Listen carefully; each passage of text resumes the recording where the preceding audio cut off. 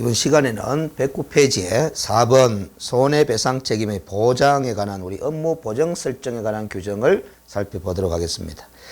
그래서 우리 공인중개사법 제30조 4항에 의하면은 자, 읽어봅니다. 개업 공인중개사는 업무를 개시하기 전까지 업무 개시 요건입니다. 보정 설정이 법 제30조 1항과 2항의 규정에 의한 손해배상 책임, 즉 전 시간에 했었죠. 중개인의 고의 과실에 따른 손해배상 책임, 그리고 사무소를 다른 사람의 중개인의 장소로 정함으로써 발생하는 손해배상 책임을 보장하기 위하여 대통령이 시행령이 정하는 바에 따라 보정보험 또는 제42조 규정에 의한 가는 말은 공인중개사 협회가 고유 업무의 하나로 실시할 수도 있는 공제에 가입하거나 아니면 법원에 공탁을 하는 방법으로 이 보정 설정을 하여야 할 의무를 규정해 두고 있다면 이 세 가지 보정 설정 방법 중에 하나를 선택하면 된다라는 거죠. 현재 통계상으로 공탁의 방법으로 보정 설정한 개업 공인중개사는 없습니다. 그리고 대부분은 협회가 실시하는 공제에 가입하고 있지만은 일부 개업 공인중개사는 보정보험에 서울보정보험회사에서 취급하는 보정보험에 가입하는 방법으로 보정 설정도 하고 있습니다. 그리고 이렇게 손해배상 책임을 보장하기 위한 조치, 즉 보정 설정을 행하지 아니하고, 즉 업무 개시 요건에 대한 보정 설정을 행하지 아니하고 업무를 개시한 개업 공인중개사에 대해서는 등록을 취소할 수 있도록 상대적 등록 취소하기로 38조 2항에서 규정을 해두고 있습니다. 그리고 이 보정 설정한 내용은 이 개업 공인중개사의 중개인가 완성된 시점에 자신이 설정해 놓은 업무 보정 설정의 내용을 설명도 하고 그 보정관계증서 사본을 교부하거나 아니면 그 관계증서를 전자문서의 형태로 제공해야 될 의무를 규정해 두고 있습니다. 그래서 결국 중개 완성된 시점에 개업 공인중개사로서는 거래계약서를 제일 먼저 작성을 하겠죠.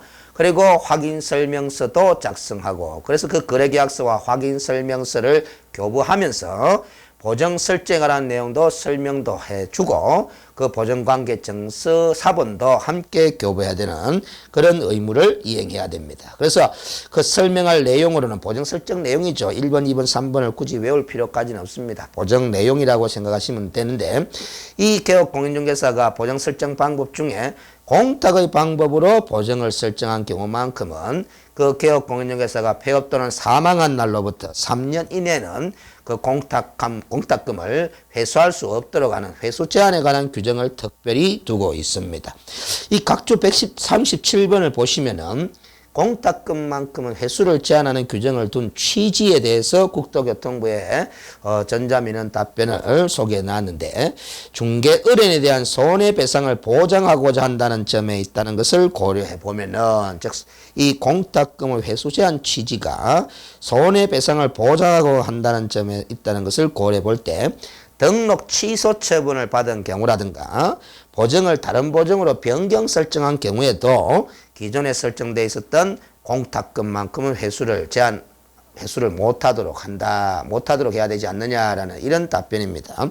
우리 법조문상으로는 폐업 또는 사망한 경우에 회수를 제한하는 명시적인 표현을 두고 있지만은 폐업 사망 이외에도 등록 취소 처분을 받아서 중개업을 못하게 되는 경우라든가 또 중개업을 계속하더라도 보정을 다른 보정으로 변경 설정하더라도 아무 문제가 없거든요. 그래도 공탁금은 회수를 제한한다는. 그건 왜 그러냐 하면은 이 중개행위는 보정 설정이 돼 있을 때 했지만, 공탁의 방법을 보정 설정돼 있을 때 중개행위를 했지만은 그 중개행위에 고의 과실이 있어서 거래 당사자에게 재산상 손해가 발생하게 되는데, 그 손해 발생 시점은 폐업 또는 사망한 이후에 발생할 수도 있다라는 거죠. 그러면 그 손해 발생 시점이 폐업 또는 사망한 이후에 발생해버리기 때문에 폐업 사망과 동시에 공탁금을 회수해버리면은 그 발생한 손해에 대해서 보장을 할 수가 없다라는 겁니다. 그런 취지이기 때문에 등록 취소에서 중개업을 못하게 된 경우라든가 아니면 보정을 다른 보정으로 변경 설정했다 하더라도 그 손해배상 책임 보장을 기하기 위해서 보정 설정하다는 취지를 고려해 보면은 공탁금만큼은 회수를 못하도록 제한해야 되지 않느냐, 이런 것이 국토교통부의 입장입니다. 근데 잘 생각해 보시면은 우리가 보정 설정이라는 게 세 가지 방법 중에 한 가지만 선택해서 설정하면 되기 때문에 얼마든지 보정 변경 설정이 가능합니다. 그런 상황이라면 중갱이를 행할 시점의 보정기관하고 손해가 발생할 시점의 보정기관이 다를 수도 있다라는 겁니다. 그러면 어느 시점의 보정기관이 보정금을 지급해야 되느냐?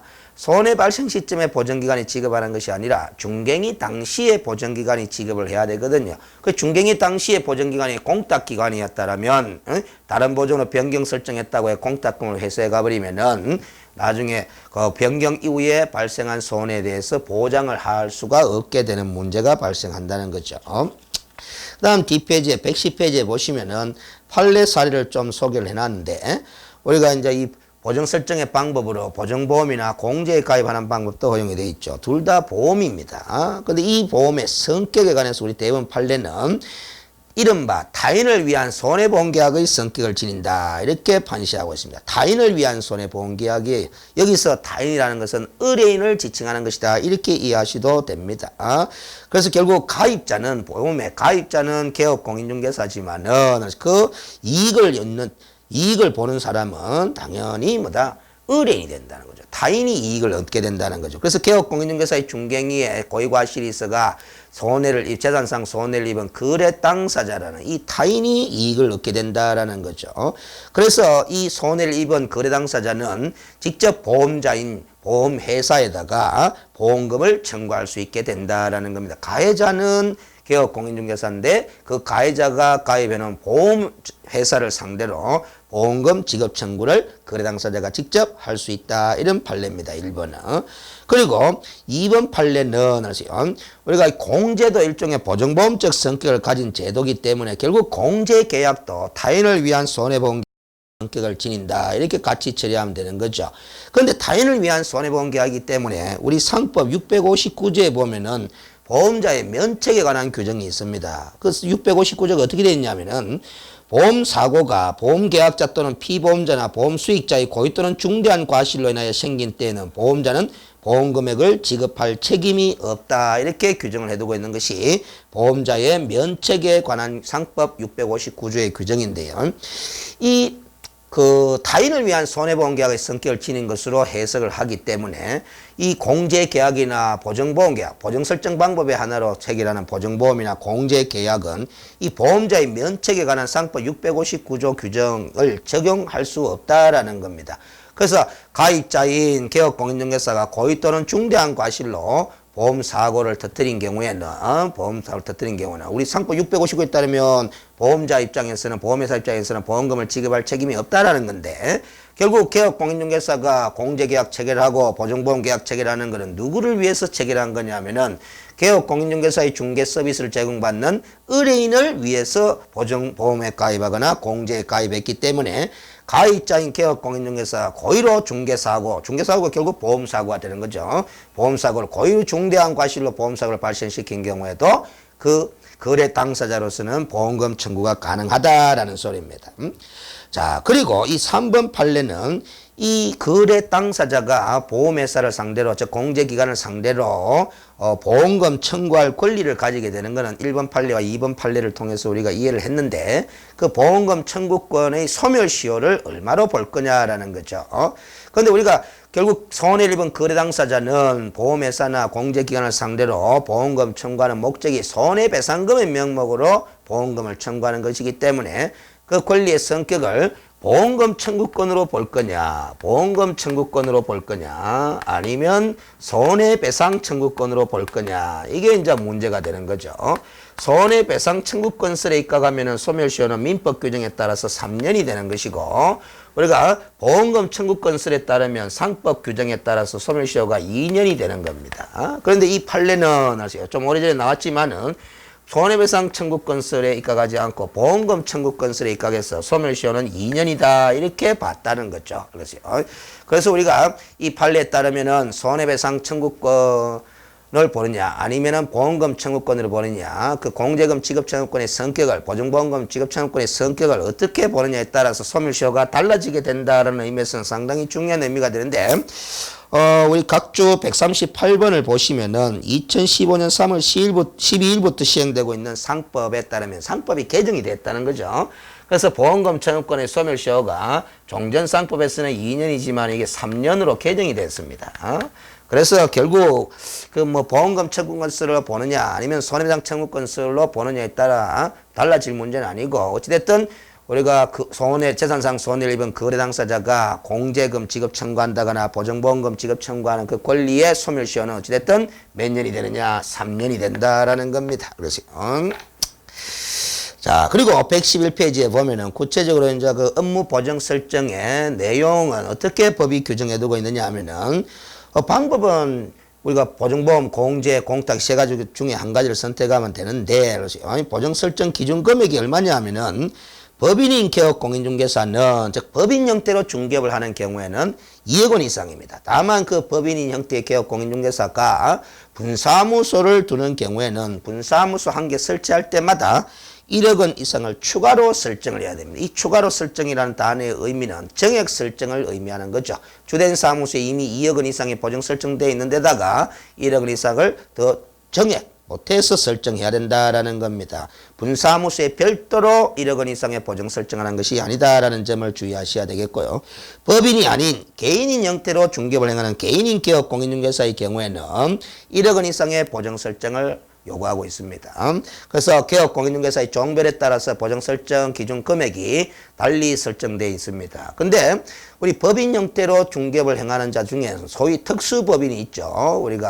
근데 그 특수법인이 4종류가 있는데 지역농협동조합만큼은 예외 규정을 따로 둬서 1천만 원 이상의 보정 설정을 허용하고 있습니다. 그러면 예외 규정이 없는 지역산림조합이나 산업단지관리기관이나 자산관리공사 같은 이런 특수법인은 중개업을 행하는 경우에는 업무 개시 전까지 중개법인과 마찬가지로 2억 원 이상의 보정을 설정해야 될 수밖에 없는 거죠.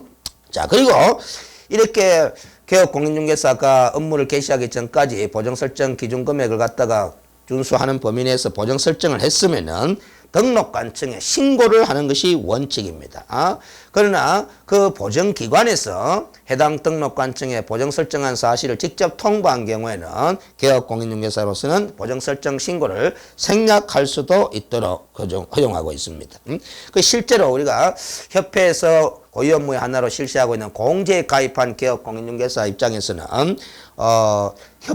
공제기관인 협회가 해당 등록관청에 공제 가입 사실을 직접 통보해주는 업무를 하고 있기 때문에 민원인인 개업 공인중개사로서는 보정 설정 신고를 하지 않아도 됩니다.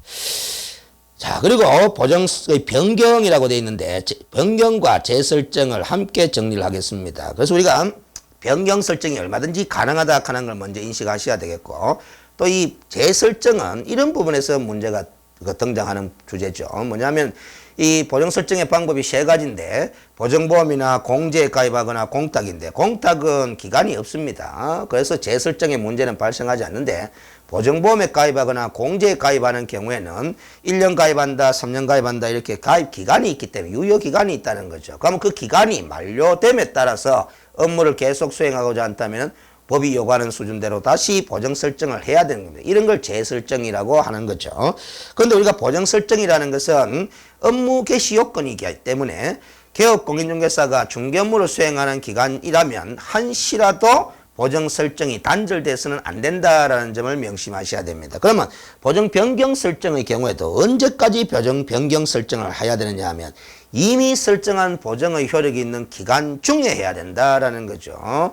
그럼 그 기간 중에 다른 보정을 설정하고 변경 설정 신고를 함으로써 보정의 유효성이 단절되지 않고 유지될 수 있지 않느냐라는 겁니다. 그리고 보정보험이나 공제에 가입한 개업 공인중개사로서는 그 보정기간의 만료로 인하여 다시 보정 설정할 수밖에 없는 경우도 보정의 유효성이 단절돼서는 안 되기 때문에 언제까지 재설정 신고를 해야 되느냐 하면은 당해 보정기간 만료까지 설정을 해야 됩니다. 그리고 그 재설정 신고를 하게 되는 거죠. 이 변경 설정과 재설정도 원칙적으로 신고하는 사항이지만은 보정기관이 직접 등록관청에 통보한 경우에는 신고를 마찬가지 생략할 수도 있습니다.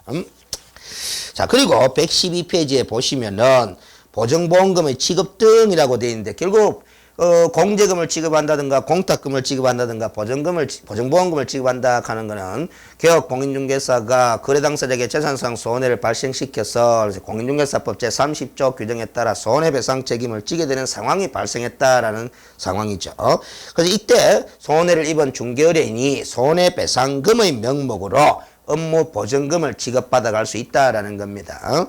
그러면 보증금을 지급받고자 할 때는 보증기관에다가 손해배상금 지급을 청구하면 되는 거죠. 그래서 우리가 이른바 타인을 위한 손해보험계약의 성격을 지닌 것이 보증보험이고 공제계약이기 때문에 결국 손해를 입은 거래당사 입장에서는 개업 공인중개사가 체결한 그 보증보험이나 공제계약의 이익을 직접 받기 때문에 가해자인 개업 공인중개사를 상대로 손해배상금을 지급 청구할 수도 있겠지만은 가해자인 개업 공인중개사가 체결하는 공제기관이나 아니면 보증보험 회사를 상대로 보증금 지급 청구를 해도 됩니다. 근데 이 지급 청구를 할 때는 나는 손해배상금의 명목으로 보증보험금이나 공제금을 지급받을 자격이 있다라는 증빙서류를 첨부를 해서 제출을 해야 된다라는 거죠. 그 증빙서류가 가장 대표적으로는 손해배상에 관한 합의서가 되겠지만 합의가 안 됐다라면 뭐 법적 절차를 밟아서 손해배상을 판단을 받아야 되겠죠. 그때는 화해조서가 나올 수도 있고 확정된 판결문이 있을 수도 있고 그 밖에 이에 준하는 효력이 각종 조서들이 있겠죠. 조정조서나 뭐 이런 것들. 그 서류 중에 하나를 첨부해서 보증기관에다가 손해배상금 지급 청구를 한다라는 겁니다. 그래서 이렇게 되면 개업 공인중개사로서는 이제 손해배상금을 보증기관을 통해서 배상을 하게 되면은 15일 이내에 보증보험 또는 공제에 다시 가입하거나 공탁금으로 지급한 경우는 부족한 금액을 15일 이내에 다시 채워 넣어야 됩니다. 그래서 유효한 보증 설정이 되도록 유지를 한 다음에 업무를 계속 수행해 나가야 됩니다. 근데 이 15일이라는 기한이라는 것이 오해를 하시면 안 되는 것이 15일 동안은 그러면 보증이 설정되지 않은 상태에서도 업무를 수행할 수 있다라는 뜻이 아니라 민원인이 개업 공인중개사의 편의를 도모하기 위해서 둔 기한에 불과한 것이지 15일 동안은 보증 설정 안 된 상태에서도 업무를 계속 수행할 수 있다 이런 취지로 해석할 수는 없습니다. 왜냐하면은 보증 설정이라는 것이 업무 개시 요건이다라는 거죠. 한시라도 보증의 유효성이 단절돼서는 안 되는 거다. 업무를 수행하는 기간 중에는 그렇게 이해를 하셔야 됩니다. 자, 이렇게 보증기관이 그러면 가입자인 개업공인중개사의 잘못으로 인해서 거래당사자가 입은 재산상 손해배상금의 명목으로 공제금이나 보증금을 지급하게 되면은 이 보증기관은 다시 개업공인중개사를 상대로 구상권을 행사할 수 있는 것은 틀림없는 사실입니다. 그러나 실무상 구상권 행사를 하더라도 회수가 잘 되지 않는 것이 현실입니다. 개업공인중개사가 구상 책임을 질 만한 능력이 없을 때는 구상권을 행사하더라도 회수가 어렵겠죠. 그렇다면 결국 그런 부분은 협회가 운영하는 공제 재정에 어떤 건전성에 영향을 미칠 수도 있는 부분이 되는 겁니다. 그래서 이 구상권 행사를 통해서 회수가 제대로 되지 못하는 현실 때문에 공제의 어떤 재정 건전성에 문제가 생기고 있고 그래서 그 공제 재정 건전성을 어떻게 하면 확보할 수 있을까 하는 측면에서 최근에 공인중개사법의 개정을 통해서 재정 건전성 확보를 위한 다양한 규정들을 두고 있는데 우리 공인중개사 자격시험에서는 그렇게 자주 출제되는 파트는 아닙니다. 자, 그러면 손해배상 책임과 업무 보정 설정에 관한 제도는 다 점검이 됐고요. 112페이지에 21절에 계약금 등의 반환 채무 이행의 보장 제도 제목이 상당히 깁니다. 우리 이 과목에서 긴 주제 중에 하나죠. 제목이 긴 주제 중에 계약금 등의 반환 채무 이행의 보장. 이 제목을 통해서 어떤 취지의 제도인지 먼저 감을 잡고 들어가는 것도 상당히 괜찮은 공부 방법인데 계약금 등이라는 것은 등이 붙었죠. 중도금과 잔금 이런 걸 다 포함하는 용어가 계약금 등입니다. 그럼 이 계약금 등은 거래대금이죠. 거래대금이면은 기본적으로 우리가 권리를 취득하는 자가 권리를 이전한 자한테 지급하는 금전입니다. 그런데 이 반환 채무 이행한다는 거죠. 그러면 반환을 한다는 것은 받았던 권리 이전자가 그래서 반환을 한다라는 것은 계약금이나 중도금, 잔금을 받은 다음에 이 권리 이전자, 즉 매도인 측이나 임대인 측에서 계약을 해제해버리고 반환도 하지 않으면은 매수인이 지급했던, 임차인이 지급했던 이 거래대금, 계약금 등이 피해가 되는 거죠. 즉 거래 사고가 발생하는 겁니다. 그래서 이걸 반환하는 것을 보장할 수 있는 방법이 뭘까라는 걸 고민 끝에 나온 제도가 우리 공인중개사법 31조에 규정되어 있는 계약금 등의 반환채무 이행의 보장제도입니다. 단순하게 이렇게 해놨습니다. 법규정은 어떻게 됐냐면은 이 매수인 측에서 매도인 측에게 교부하는 이 계약금 등의 금전을 매도인이 계약 체결과 동시에 받아가지 말고 하세요. 금융기관 등에다가 예치해두자라는 겁니다. 그 예치해둔 계약금 등을 매도인이 이행할 일을 다 이행하게 되면은 찾아갈 수 있도록 하게 되면은 이 반환채무 이행이 보장될 수 있지 않겠느냐 이런 취지로 되어 있습니다. 그래서 우리나라의 거래 현실에 비추어 보면은 안 맞는 제도입니다. 그러나 거래 안전을 기하기 위한 취지라는 측면에서 보면은 바람직한 제도이면은 틀림이 없습니다만 아직까지 우리나라의 부동산 거래 현실을 고려해 보면은 거래 당사자의 인식 부재 때문에 실효성이 있다고 보기에는 어려운 법 규정이에요. 자, 그래서 어떤 식으로 규정이 되어 있는지 31조 1항을 먼저 읽어보면은 개업공인중개사는 거래의 안전을 보장하기 위하여 필요하다고 인정하는 경우에 필요 없으면 말고죠. 거래계약의 이행이 완료될 때까지, 즉 매도인과 매수인이 할 일 다 할 때까지 계약금, 중도금, 잔금 이 돈을 합쳐서 계약금 등이라고 표현하고 있고 그 계약금 등을 개업공인중개사 또는 시행령, 대통령령이 정하는 자의 명의로 금융기관이나 공제사업자나 아니면 신탁업자 등에 예치하도록 거래 당사자에게 권고할 수 있다 이렇게 되어 있습니다. 그래서 누가 누구에게 권고할 수 있는 규정이냐면 개업공인중개사가 거래 당사자에게 권고할 수 있다. 무엇을 권고하느냐? 계약금 등을 금융기관 등에다가 개업공인중개사 또는 대통령이 정한 자의 명의로 예치해두는 것이 어떻겠습니까? 라고 권고할 수 있는 제도로 되어 있다 말이지. 그래서 권고 규정이기 때문에 실무상 개업공인중개사는 권고를 하지 않더라도 법에 저촉되는 경우가 아니겠죠.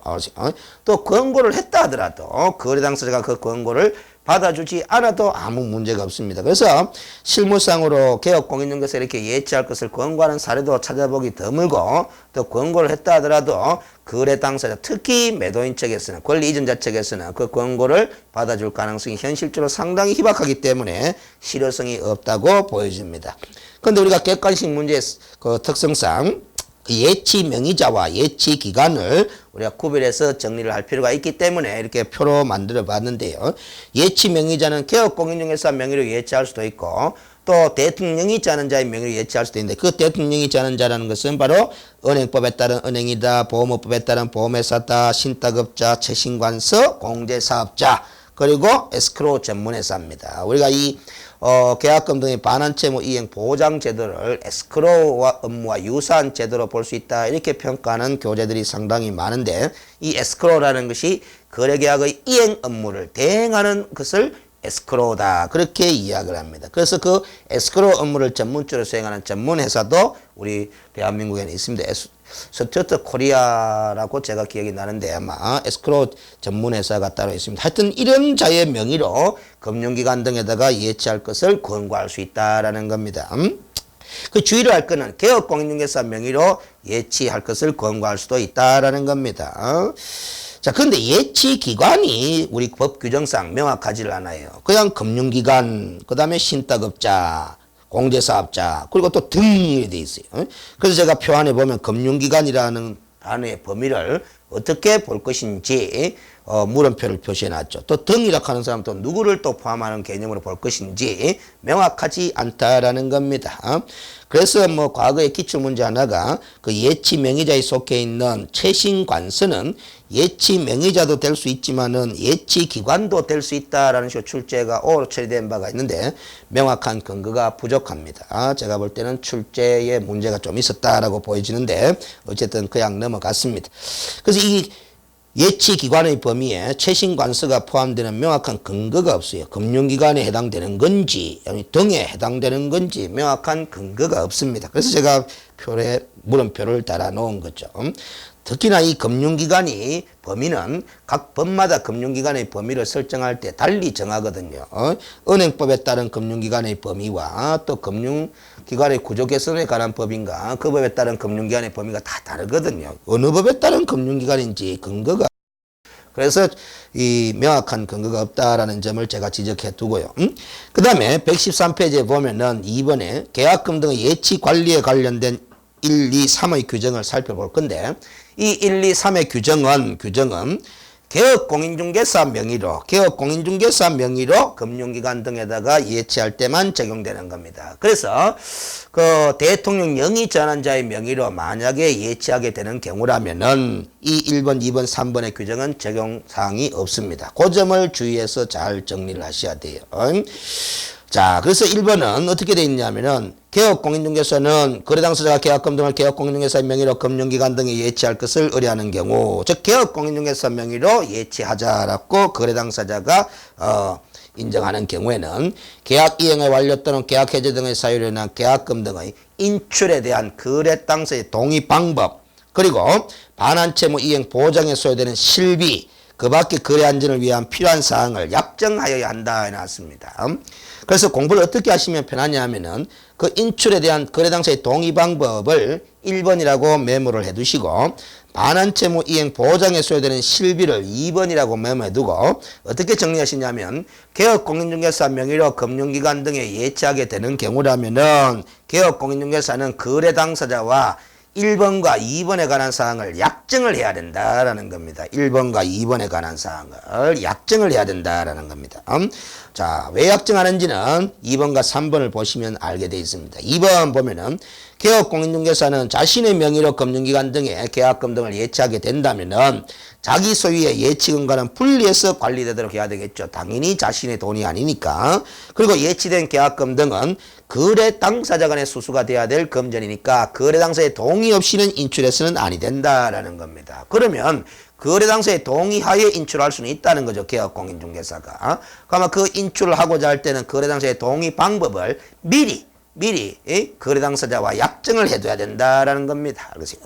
그 다음 동그라미 3번에 보면은 개업공인중개사 자신의 명의로 금융기관 등의 계약금 등을 예치하게 되는 경우에는 이 개업공인중개사 명의로 예치하기 때문에 개업공인중개사가 당사의 동의 없이 인출을 하면 안 되지만은 예치 명의자가 개업공인중개사이기 때문에 당사의 동의 없이 인출해버리면은 거래 당사자에게 지급하는 것이 보장이 안 된다 이 말. 그래서 개업공인중개사 명의로 예치를 하게 되면은 개업공인중개사는 그 당사자에게 지급할 것을 보장한다는 의미로 예치 대상이 되는 계약금 등에 해당하는 금액만큼의 보증을 설정해야 된다 이 말이지. 누가? 개업공인중개사가. 이 보증 설정은 손해배상 책임을 보장하기 위한 보증 설정하고 취지가 다르죠. 반환을 보장한다는 의미에서 예치 대상에 대한 금액만큼의 보증 설정을 해야 되는데, 보증 설정 방법은 손해배상 책임을 보장하기 위해서 설정하는 업무보증 설정 방법과 똑같습니다. 보증보험에 가입하거나 공제에 가입하거나 공탁하는 방법으로 보증 설정해야 됩니다. 이 보증 설정하는데 개업공인중개사가 비용이 소요된다는 거죠. 그래서 이 보증 설정하는 데 들어간 비용을 우리는 그 동그라미 1번에 2번이라고 메모했던 거 있죠. 반환채무 이행 보장에 소요되는 실비라고 하는 겁니다. 이 실비를 미리 거래 당사자에게 거래 당사자 사이에 약정을 해야 된다라는 거죠. 개업공인중개사 명의로 예치를 하게 된다라면. 그리고 그 보증 설정한 관계 정서 사본을 거래 당사자에게 다 교부를 한다는 거죠. 그래서 결국은 이 규정만 보더라도 현실적으로 개업공인중개사가 계약금 등을 금융기관 등에 개업공인중개사 명의로 예치하는 것이 어떻겠냐라고 권고할 가능성이 없습니다. 이렇게 하게 되면은 만약에 그 거래 당사자가 권고를 받아줘가지고 개업공인중개사 명의로 예치하게 되면 개업공인중개사는 별도의 보증 설정 비용이 들어간다는 거죠. 물론 그 보증 설정 비용은 실비로 받을 수 있다고는 되어 있지만은 중개 보수도 받을 수 있느냐 없느냐에 현실적인 어려움이 많은데, 이 보증 설정에 대한 비용을 별도로 받아내기란 그리 쉬운 일이 아닌 것이기 때문에 사실상 개업공인중개사로서는 예치하는 것을 권고할 가능성이 없다라는 거죠. 그래서 결국 또 실효성이 없어지는 규정이다라는 소리입니다. 그 다음에 이 3번에 예치된 계약금 등의 사전 수령은 이 예치 명의자가 개업공인중개사 명의든 아니면 대통령이 전환자의 명의로 예치됐든 관계없이 똑같이 적용되는 규정이라는 것을 또 주의하면서 보셔야 됩니다. 이렇게 계약금 등을 누구 명의로 예치했든 간에 그 예치된 계약금 등을 수령할 수 있는 권리가 있는 자는 대체로 보면 이전 자적이겠죠. 매도인이나 임대인 측이겠죠. 그 자가 수령해 간 다음에 계약을 해제해버리고 반환을 하지 않으면 또 거래 안전을 해치게 되는 결과가 되죠. 그래서 이 예치된 계약금 등을 수령할 권리가 있는 자가 자신의 이 업무를 다 이행하기 전에는 원칙적으로 찾아가는 대로 했는데, 자신이 할 일 다 하기 전에라도 미리 수령해 갈 수도 있도록 해놨습니다. 미리 수령에 가기 위해서는 반환을 보장하는 내용의 보정을 또 설정해야 돼. 이 보정 설정은 개업공인중개사가 하는 것이 아니라 미리 수령에 가고자 하는 매도인 측, 임대인 측이 보정 설정하는 거죠. 이 보정 설정을 하면 보정서가 나올 건데 이 보정서를 예치 명의자에게 교부를 하고 미리 수령해 갈 수도 있도록 허용을 해놨습니다. 그런데 상식적으로 우리 거래 현실에 비추어 보면은 매도인, 임대인 측은 자신이 할 일 다 하기 전에 미리 수령해 가기 위해서 보정 설정까지 해가면서 미리 수령해 가고자 하는 매도인, 임대인 측은 없다라는 거죠. 거기다가 그 보정 설정한 데 들어간 비용은 고스란히 매도인, 임대인이 부담하는 구조로 되어 있기 때문에 이 규정에 의해서도 보면은 사실상 이 계약금 등의 반환채무 이행 보장에 관한 우리 공인중개사법의 규정은 거의 사문화되다시피 한 그런 규정이다 이렇게 평가할 수 있습니다. 단지 이 규정은 좋은 취지의 규정이면 틀림이 없다라는 것 뿐이죠. 거래 안전을 기하기 위해서 개업 공인중개사로 하여금 일종의 계약의 이행 업무를 대행할 수 있는 법적 근거를 마련했다라는 점에서 이의를 찾을 수밖에 없을 것입니다. 자, 그래서 잠시 쉬었다가 114페이지의 22절 중개보수와 실비에 관한 규정을 검토하도록 하겠습니다.